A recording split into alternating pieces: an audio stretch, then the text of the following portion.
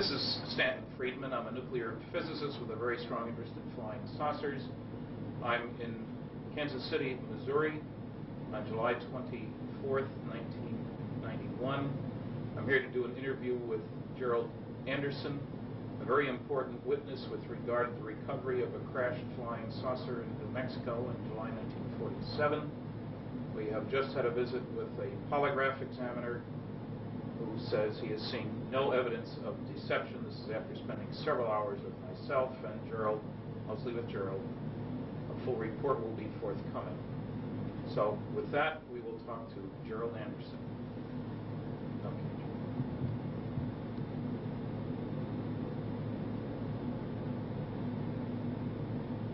Enough. You state your name, please. My name is Gerald Anderson. Where were you born and when? I was born October 4th, 1941, in Indianapolis, Indiana.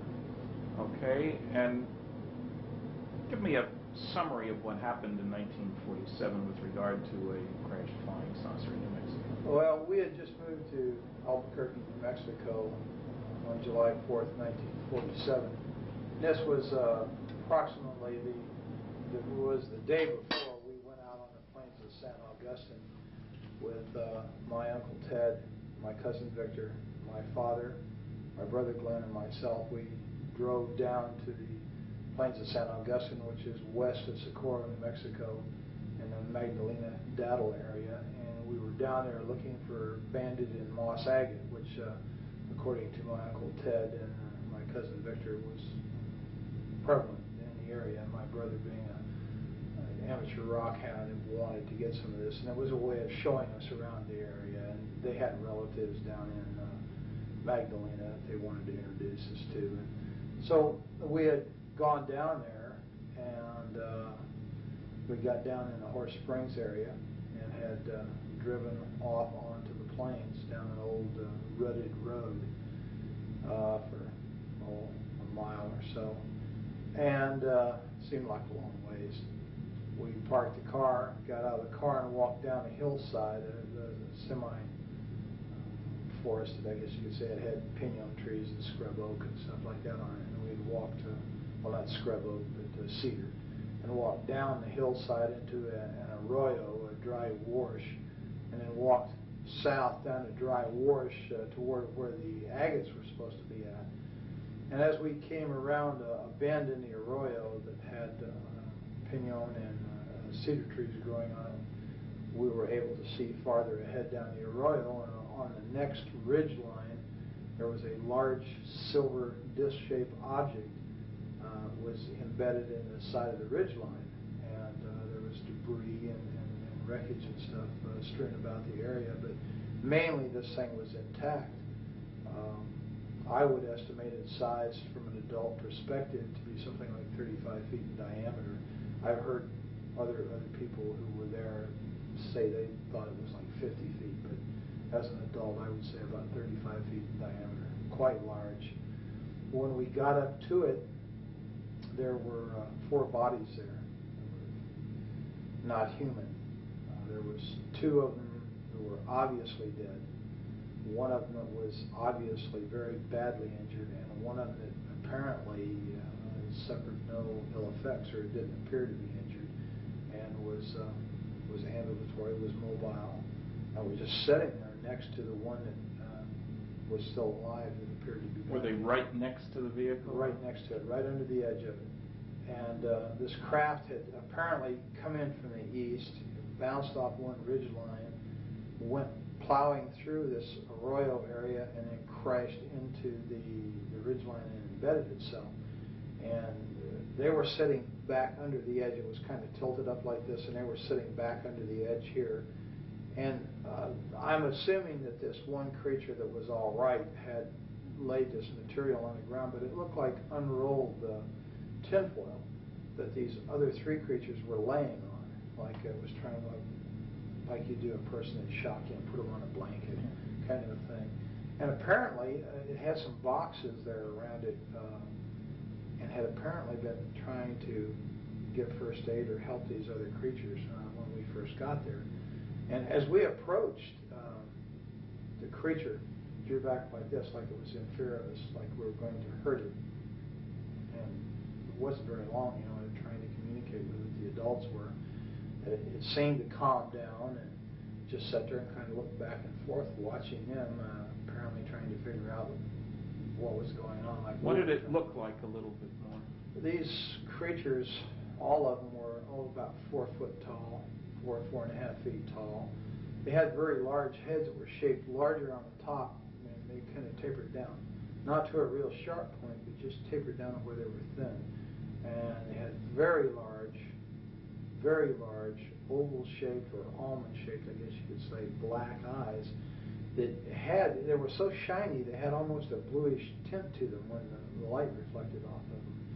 Their skin coloration, I think the best way I could describe that is kind of a bluish tinted milky white. It looked like someone in shock. And the ones that were laying on the ground were really looked more that way, more blue, How about ears, nose, mouth? No, there was no visible ears on the creatures, except like if you was just to cover your ear like this, to where there was just a rise there and then a hole, without your earlobe and the rest of the ear there. How about nose?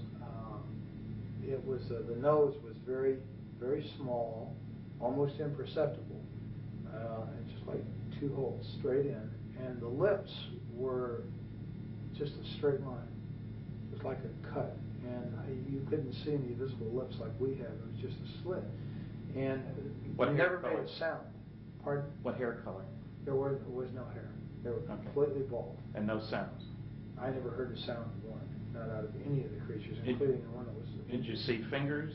Yeah, they had fingers like this. They didn't have a little finger. They just had the thumb, had 3 extra digits, except the center digit was longer, and the other 2 were about the same size. They were very long and slender. They looked very delicate, and I've made the statement before, and I'll make it again. I think they would have made excellent violinists because of the structure of their hands. They were wearing one-piece suits. All of them were dressed exactly the same, and it was sort of a real shiny, silverish gray color. No zippers, buttons? No, I saw no zippers, no buttons. Insignia? No insignias.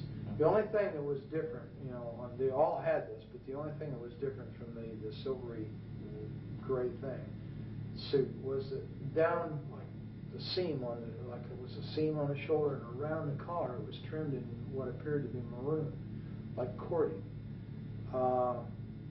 Then the suits were continuous with their footgear. You could see right about this area down, it seemed to be less pliable than it was up here, like this was a stiffer area, like they were boots or shoes or something. But they were all dressed exactly the same. Okay, so you and your family are talking back and forth, wondering what was going on. What did your family say? I mean, did they say anything? Yeah, my brother, one of the first remarks I heard made was, that's a goddamn spaceship. There was bodies up there, and I was told not to go up there, which I did. And how old was your brother at the time? He was in his early 20s, I think 20, 21, something like that. He was a lot older than you were. Oh yes, considerably. When we got up there, I kind of meandered off to one side. This thing was cocked up, and I was standing here. The bodies were here, and everybody else was kind of down here, except my cousin Victor was over here playing and looking in this gaping hole on the side of this disc, and it's shaped just like a discus, except for a round dome was up on top, and there was this big gaping gash in here where you could see inside, and it looked like a double hall. How big length? The dome? The gash. Well, it covered the greater majority from the center of the craft out. It was just like a gaping hole in there. And I'm thinking, it's like about 30 feet, 35 feet in diameter, so we're talking about 17 feet maybe. Oh, okay. And most of that one side was ripped open like that. And you could see inside, and you could see another double hull in there, and there was these rows of components that was on there, and there was lights that flashed on and off. Some of them were steady, some were flashing. There was a lot of debris and stuff hanging out of the hole. There was evidence that there had apparently been fire. It looked like it had been burnt along the edge there. The gash. Now, this wasn't a gash that could have been caused by the thing coming into the ground. It wasn't at the leading edge of the vehicle. No, this was in the side, like, it almost appeared, it was elliptical. It almost appeared as if something the same shape as the disc we were looking at had hit that same, had hit the disc and left an imprint that pretty closely approximated the outside diameter of the disc itself. And it appeared to be caved inward. Okay. And kind of like, you'd hit it like this and just crumpled and caved in and ripped it open. Okay, so you're there, you take all this and everybody's mystified. What were the circumstances outside? Hot, cold? Very, very hot. Well, to me, being the first time in New Mexico and coming from back east, that dry heat was just like being inside of an oven. It was unbelievable to me. And that was the odd part about this thing. The closer you got to it, the cooler it was. And standing under it in the shade there, next to these creatures' bodies, it was like refrigerated air conditioning. And did you feel air coming out of this thing? Or no, it was just like it was ambient. And I remember reaching up and putting my hand on the side of it, and I think I was afraid it was going to hit my head because there was enough room for me as a small child, I was approximately the same size as these creatures to walk up under there and stand in it, but I kind of did like that and put my hand up against this thing. What did it feel like? It was ice cold. It felt like it just came out of a freezer. Was it smooth? Was it rough? It was very smooth. It had a very smooth texture to it. It was obviously made out of metal. It was very solid, and it was very cold, ice cold. And there was a smell in the area. It smelled volatile, acrid, like acetone. And that seemed to be coming out of that gash, that smell. But the closer you got to this thing, the cooler it was. So I kind of remained there, and I guess that while they were over here, my father and my Uncle Ted and my brother, and Uncle Ted was trying to talk to this thing in Spanish, and of course it didn't understand a word he said. And Dad tried to talk to it, and then they tried, sign language, and that didn't work. And I don't know, for some reason, I just I reached down and touched it, this one that was laying next to me. And when I touched it, I realized, I jumped back. It scared me and startled me because I suddenly realized that these weren't dolls. I thought they were plastic dolls. And I was still in my mind that these are moving dolls until I touched it, and I realized, this was a dead thing. I'd seen dead relatives before, and I unfortunately had made the mistake one time of touching a relative that was in a casket, and I just knew this is a dead thing. And it scared me, and I ran around behind my father and my uncle, and this thing was sitting there on the ground, and it kept looking back and forth, and it just had its hands like this in its lap, and it just kept looking back and forth between the three of them, and like it was trying to understand. And all of a sudden, it just turned and looked right straight at me, between my Uncle Ted and myself. And this is when it was just like an explosion of things in my head. Things I started, feeling just terrible depression, and loneliness, and fear, and just, awful feelings. It just suddenly burst into my mind, and I don't know if that meant that it was communicating with me, and I was the only one there it could communicate with because I was a kid. I don't know. I turned and ran, and I ran across the arroyo and up on the area that it had bounced off of during the crash, and was just standing there looking down at this scene, and my family, and off in the distance I could see cattle grazing, I could see a windmill, and I could see dust trails out on the plains out there.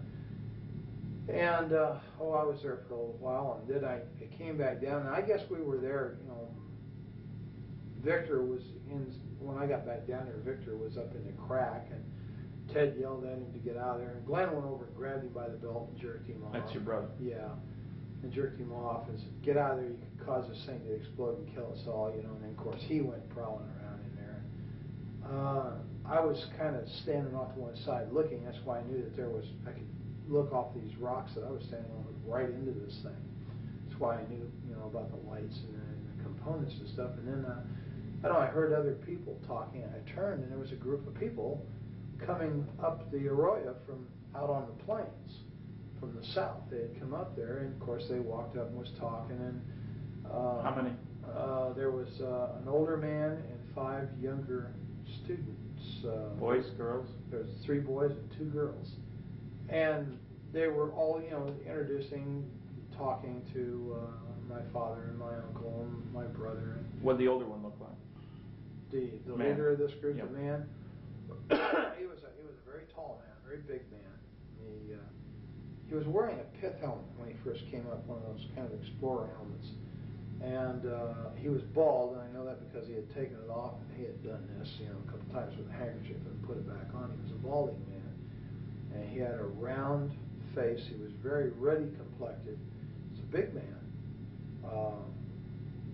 and he apparently was a doctor because they kept calling him doctor. And as I understand it, was an archaeological group that was out there on some kind of summer thing, and they talked, and he apparently was able to speak several foreign languages, and he tried to talk to this creature several times in different languages, again to no avail. How did he happen to be there? Had he seen the thing? Well, they claimed that they said they saw this thing come down the night before, flaming, and they thought it was a meteorite. And they had talked about, well, in the morning, we'll go over there and see this, where this meteor came down, because that's what they thought it was. And when the sun came up the next morning, and they got about their business and got up, and somebody looked over and said, they saw all the shiny metal and stuff across the plains there, and they realized it wasn't a meteorite, it may have been an airplane, and crashed. So they all decided to go over there and see if there was anybody who was alive, that was hurt, that needed help. They had driven over? No, they walked over, apparently, the way I understand it. And it's quite a ways across that plain, so it had to take a very long time to do this. Or they may have had a vehicle, I don't know. That's an assumption, I think, on my part. They walked. Okay, so they're around with but the they family. Came across the plains nonetheless. I'm not sure if they drove or not. I didn't hear any cars. And then somebody else showed up. Yeah, they were down there just 15, maybe 20 minutes at tops, and they were picking up things, some of the students, and this Dr. Buskirk, that they called him, this one girl went up and said, "Look, doctor, wouldn't this make a beautiful ring?" And she was holding what looked like a red rod, or a red tube of some kind. It was kind of a silvery red. And he kind of snapped at her, and "Put that down, Agnes. You don't know what that is. That thing could hurt you. Just don't pick this stuff up." And she kind of said, "Well, yeah, okay, doctor." And then he went back to what he was doing, and she walked away and put it in her pocket. And a lot of them were doing this, sort of picking up things and feeling things. I was picking up things and feeling things. There was all kinds of material, metal, and stuff laying around. Then we all heard it, a sound of a motor coming like a truck. And I went back up the incline there to the ridge line, and I could see out there, and there was a truck coming up. It was an old pickup truck. It was sort of a beige color or a tan colored thing, and it had a whip antenna on it. And it stopped, and this guy got out, and he's wearing brown clothes. He's got boots on, and he's wearing a straw hat, just like the kind Harry Truman always wore. And he had wire-rimmed glasses. He was a big man, and he looked exactly like Harry Truman to me. And I'd seen in the movie-tone news that he was president then. Yeah, I was well aware who Harry Truman was, so everybody was. He was kind of a hero, And this guy looked like him, except bigger. And I don't think he didn't look as old either. His hair was kind of light gray, and he walked over there, and they got to talking, with everybody, and he told them that he worked out on the plains out there, and that he made maps, and that he had seen the wreckage from out there on the plains, and he saw the people, and he thought it was a plane wreck, and just something was going on, and he came over there to see. And he hadn't been there but just a very, very few minutes when we heard all kinds of motors and engines straining and stuff. And here comes a military car with a big white star on the side of it, followed by a 6x, which is a military truck with a kind of a canvas wagon type canvas thing over it, and it's full of soldiers. They've got guns, and right behind that was what we call a 4x, which is like a medium-sized Jeep truck situation, and it had two big high whip antennas, all kinds of radio gear in the back, and a guy back there with earphones and stuff on, and he's, you know, working these radios, and they all pulled up and stopped. And which direction had they come from? They came from the north, from the Horse Springs area, right? So they could have come off the highway there. Oh yeah, I'm sure that's exactly how they got there. They come off the highway the same way we did. Well, in the meantime, when they stopped, this black soldier, the sergeant, and the reason I know he was a sergeant, my brother told me he was, and he got out of this car, and then a guy got out on the other side, and Glenn said he was a captain. He told me later he was a captain, and this guy had orange-red hair, and all the soldiers then came running over there, pointing guns at people, and telling them, "Get away, get away, get away," you know. And when this creature saw these people, the military, he went nuts. He went into an absolute panic, worse than what he did when he saw us. Did he move around, or just his eyes?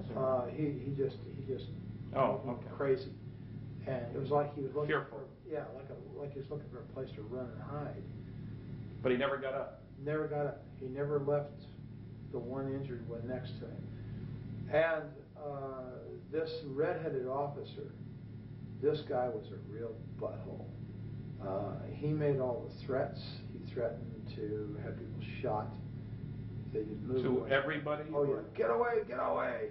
You know, we'll shoot. Get away from there. This is a military secret. You know, just screaming and hollering. And he told my uncle and my father that if they didn't want to spend the rest of their life in prison, they would never say anything about what they saw there. If they ever wanted to see us kids again, they'd take the kids away, and they'd never see the kids, you know, meaning me and Victor, that we'd better keep our mouths shut. If we did not, this is what was going to happen.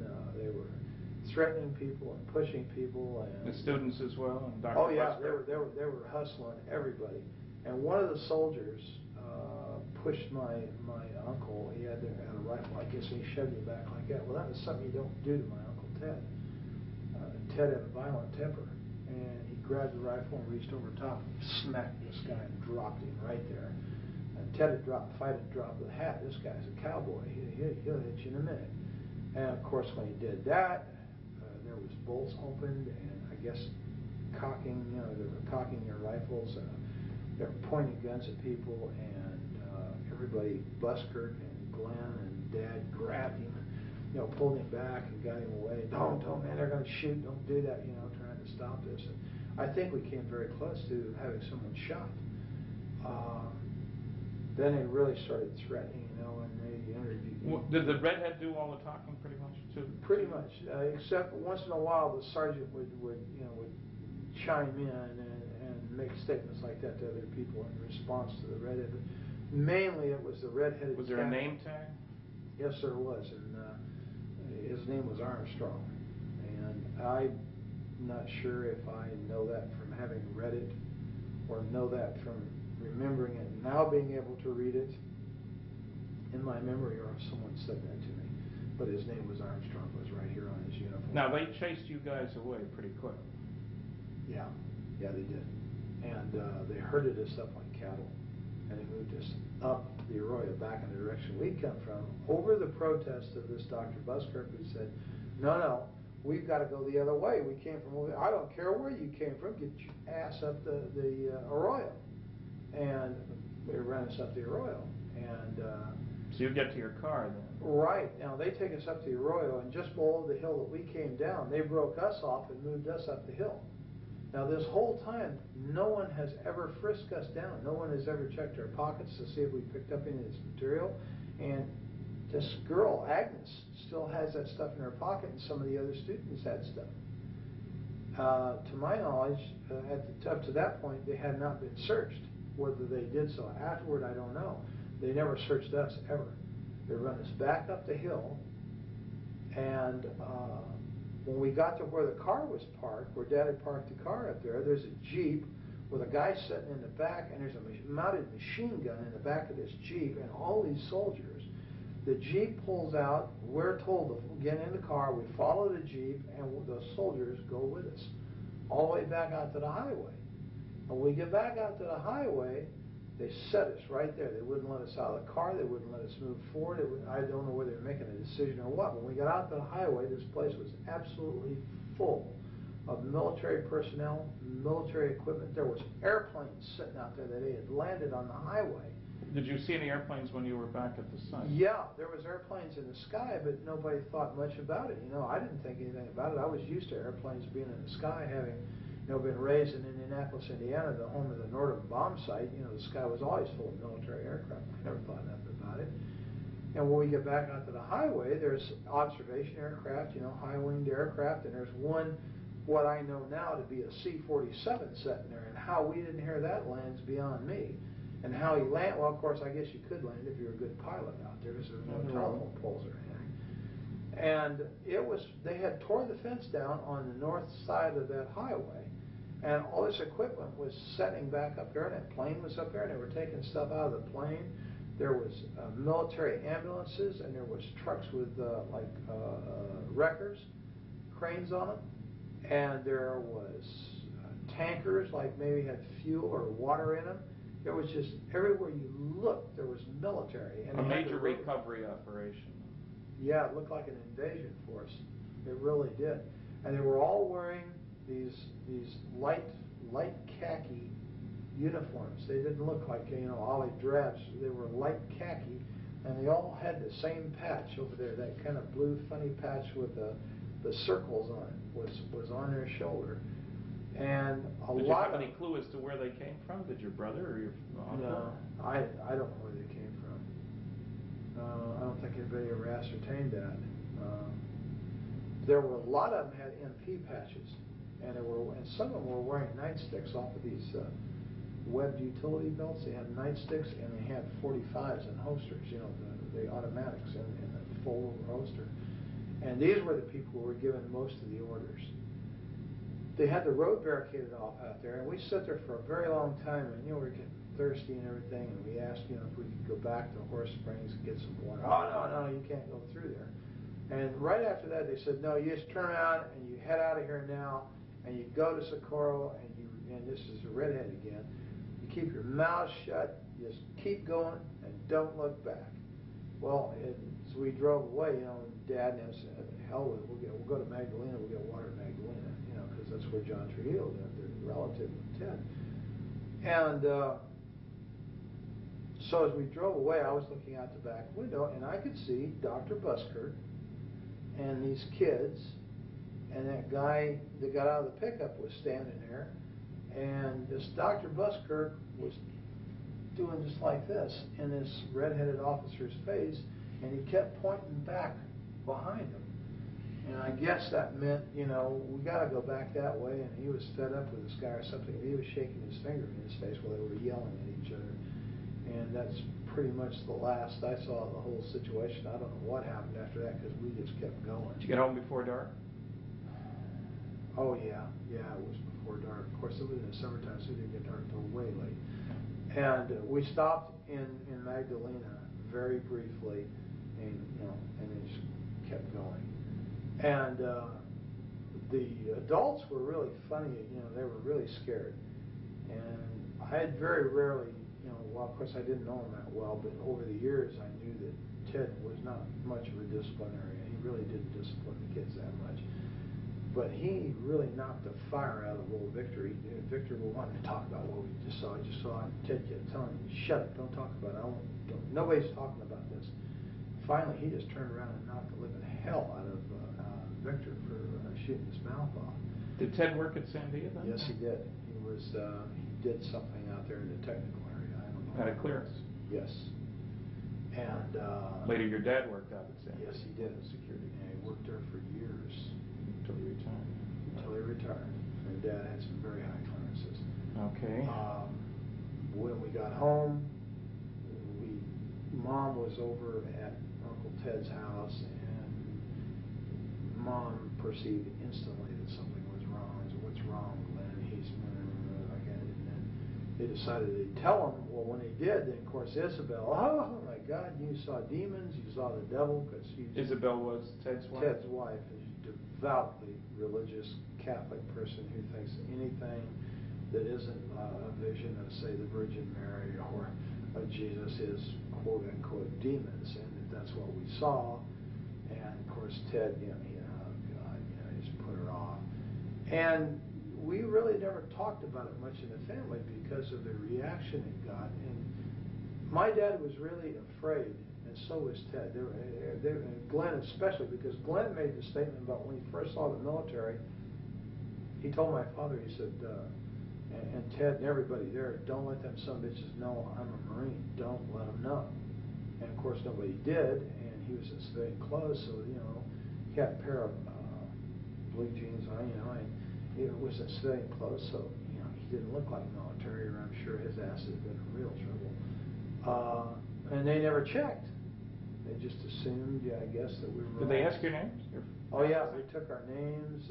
They got all that from my dad, and my brother just very cursory, would just hard to talk to him at all. He let Dad and Ted do most of the talking, which was pretty smart, I think, under the circumstances. And of course, they never really asked me any questions at all. You were just a kid. Yeah, I was just a kid. And well, you first went public with this. Now, let's first square away. All the other four that you were with are dead. Yes. It's been some time. Yeah, my brother died of a heart attack in Mexico City. My dad died of a heart attack in '78. And Ted and Victor were killed in an automobile accident in the mid-'60s, and I assume it was '65.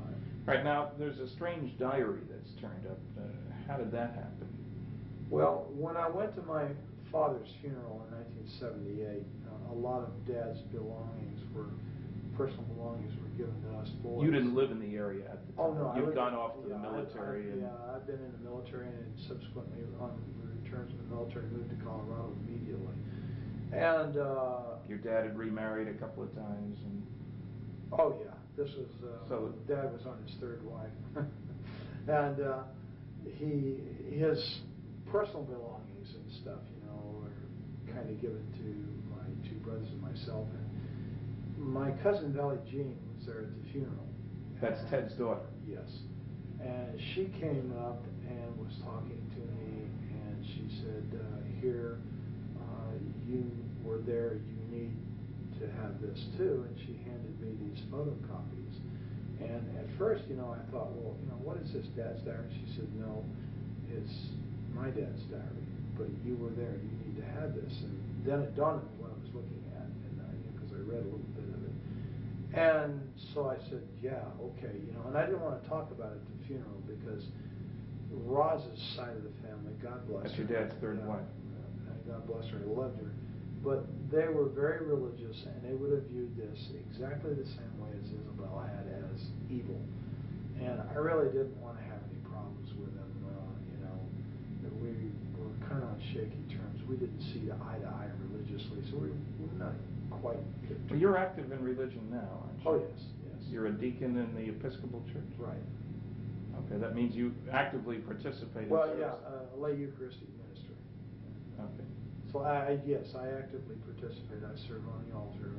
What do you do for a living now? I'm a security officer in the state of Missouri. And you've been doing police sort of work for several years now? Oh, yes. About 9 years all total. And you also are going to college to be a nurse, and you've already got a couple of associate degrees from community colleges. Right, yes. One associate of science and one associate of general studies, and I'm working toward my bachelor's of nursing. In roughly 2 years, I will have my Bachelor of Nursing. I'll be a licensed. Now, to be a security officer, you have to be licensed by the state of Missouri, do you? Yes, you have to be a certified law enforcement officer, which means that you have to have gone to the state academy, the Department of Public Safety. So that's not just a pickup thing. Oh, no, you have to It's a attend the professional. academy. Yes, it's definite. Okay. And you have to work for the state under these conditions you have to not only be certified, but you have to have prior law enforcement experience. Now, when we get back to the diary for just a minute, when you were hypnotized by John Carpenter, a psychiatric social worker, and he was asking you questions about the diary, apparently you'd been told that there were a number of copies of that around? Yeah.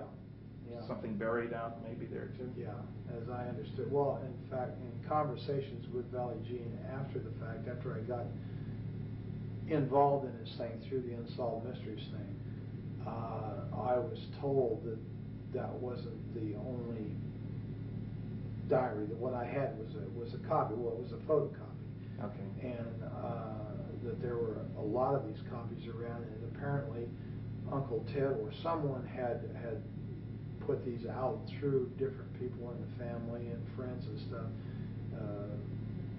for reasons, I don't know, to keep them from getting lost or something like that. Okay, now when I asked you for the original, you contacted who?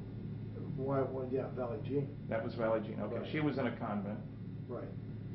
And she was reluctant to do anything. You had to call a number of times, as I recall. That's correct. And you talked to the bishop? Somebody talked to him. Yeah, I talked to a bishop.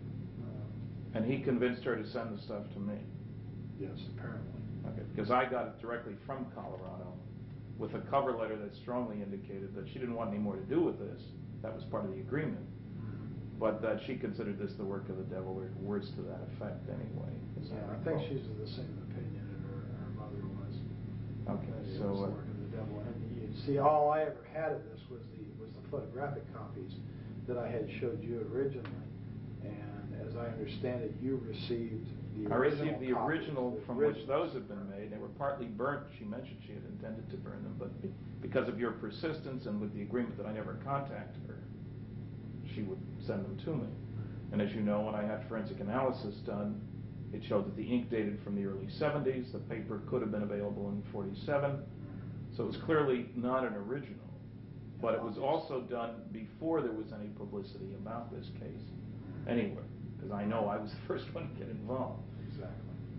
Now, as you know, we have discovered, not I, but you had identi-sketches done by a police artist of the various people involved in this. Right. And as you know, there is a picture, several pictures that seem to indicate that Dr. Buskirk was Dr. Winfred Buskirk, who had received his PhD at the University of New Mexico. And you would describe him as in his late 30s, early 40s. It turns out he was 39 in 1947. He was bald and been bald most of his life, even up to then. Was there other contact between you and he at that time, as far as you knew? Your family and him, or? I don't know.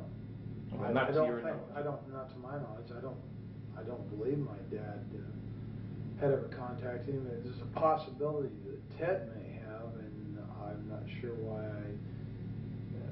I think Valley Jean had alluded to the fact that Ted had been in contact with him, and that they had corresponded and this kind of thing. But as far as any personal knowledge of it, no. Okay, now you didn't tell your story really until the Unsolved Mysteries program was rerun in January of 1990? That's right. That's when you contacted them, got my address, wrote me, wrote Kevin Randall, and we're a little upset that the program wasn't quite accurate. Well, yeah, that was the whole thing. It started off as a fluke to begin with, because everything that I saw didn't jive with what I had seen personally. And I guess I was kind of miffed, here all these years. I had been primarily forced, by not only by others, but by, my own sense of survival to keep my mouth shut. And wow, here it is, it's on TV. They got it wrong. And so, I just impulsively called the number and told the lady, wait a minute, no, the thing was wrong. Well, how do you know that, sir? And I said, well, because I was there, that's why. And boy, that apparently pulled somebody's string. Yeah, and the key thing that was wrong, of course, there were a few mistakes in an otherwise excellent program, was that they had that, the Barney Barnett, the civil engineer story, over near Corona, and you knew that it was over in the plains. Right. There's a lot more. Well, yeah, and then the fact that the thing looked like a tin flat hat or a tin top hat, and It didn't. It was disc shape, and Barney Barnett, or whoever the guy in the truck was, did not drive right up to it on a road. It wasn't parked conveniently next to a thoroughfare, you know. Right. And it was just things like that. And I don't know. I just, for some reason, I thought, well, you know, geez, look. It's already public. Yeah, the story's out, and let's get it right, you know. Of course, I don't think I realized at the time, you know, how involved this was going to be, but what kind of response? You live and learn. Now, I got you together with John Carpenter, the psychiatric social worker, and you guys had several sessions, and then we flew out to the site. You're reasonably convinced now that the second time around out there, we did find the exact location. Yeah, the first time in, it was like 43 years. And we're in a helicopter, which you would never... Yeah, I was in the air this time, and the last time I was on the ground. And so, you know, the landmarks were a little confusing. I was positive I was in the right place. But until we actually got on the ground, John and I, and retraced the route in there that we had come in the car, I wasn't absolutely sure. There was two ridge lines there, and I wasn't really sure of which one it was. And I had the feeling that the first one that I had pointed out was the correct one, but once I went in on the ground on foot with John, I knew instantly that it wasn't that one, it was the other one, and I'm absolutely positive that that's where I was at. There's no question in my mind. And you will recall that you described the woman who sold you the pop on the way in? Right. And we found the older woman there who said that was exactly what she looked like. That's right. And I'll never forget that lady because I had it with the heat. I'm telling you.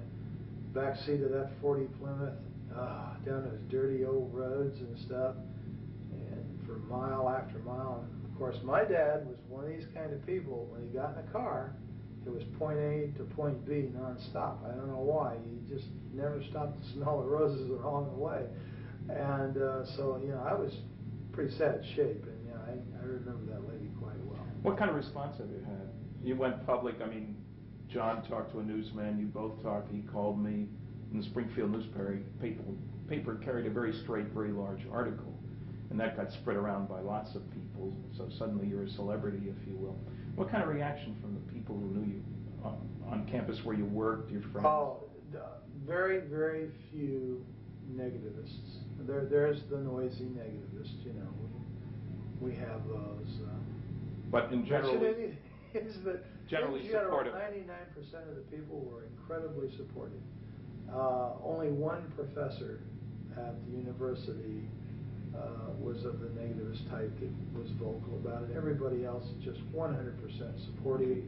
The majority of these people are absolutely convinced, even without this story, that extraterrestrial life forms exist and that the people are flying around out there and moving between systems and stuff. And it's just an unbelievable amount of support. You didn't lose your job. Oh no! Your boss didn't give you a hard time. Absolutely not. In fact, I think I can publicly say that my boss is extremely supportive because he is a avid ufologist himself. He's fascinated by the subject, and you won't have any problem convincing him either. And my boss has a master's degree. He's not someone that's untrained observer that's given to hallucination. Most of the people who are the most supportive of me are people with very high educations, very, very solid educations, very solid, upstanding degree people, not given to hallucination. You attended a UFO conference with John Carpenter, and he gave a paper, I guess, and introduced you. Sure did. And you've got a response from that audience too. Yeah, 100% supportive. I was really quite relieved and made very, very welcome. And, well, you've been interviewed by a number of other people. Linda Howe, working on a documentary and so forth, seems to have brought the story. Now, how much contact did you have with Kevin Randall? A very brief telephone call. I came home from work one day, and there was a message on my answering machine, and as you well know, I have a tendency to be hard to get a hold of. Yes. And he'd left his number, and of course I had his address and yours, and I had sent cards to both of you, and something to the effect, if you want to know what really happened out there, call me. Yeah. And he had called, and I wasn't there, and he had left his number, so I returned his call. Now, I talked to him very briefly, primarily because I didn't like the man's attitude. I don't feel comfortable with people who call other people liars and charlatans and phonies and say that they rig their research to make it come out the way they want. And when someone starts telling me this kind of thing, then the first thing I want to do is I want to get away from them. And this is exactly what I did. Now, I understand that this man claims that I talked to him for 2 hours and that he has a 2-hour tape of one contradiction after another of me, and that's not quite true. Okay, there's been no other contact with him? No other contact. I won't give the man the time of day. And has any other investigator, any of the noisy negativists approached you directly? No, none at all. The only other investigator is you yourself, or Don Berliner, and Bob Bigelow, and John Carpenter. Okay. And of course, you're quite familiar with our involvement. And you agree that on that first trip to the plains, it was you, I, Bob Bigelow, and a pilot in the helicopter? Yeah, Joe Channing, the pilot, was in the front seat on the left side. I was in the front seat on the right side. You were directly behind me. No. You were directly behind the pilot on the left side, and Bob Bigelow was directly behind me on the passenger side. Right, and then we met up eventually with Don Berliner and Right. John Carpenter, and They we were spent the next 3 days They together. drove to Daddle. They drove the Jeeps and stuff to Daddle, and were waiting for us at Daddle when we landed in the highway island out there. Right, and as you recall, where did we refuel the helicopter? Springerdale, Arizona. So it's not far to Arizona, that's the Oh, point. no, it was just a matter of a few minutes, actually. 25 minutes maybe at the max, west of where we were located. All right, I think we may pick this up another time, but I think that'll do us for now. I really appreciate the time and trouble and effort and all the rest of that, and on to bigger and better things.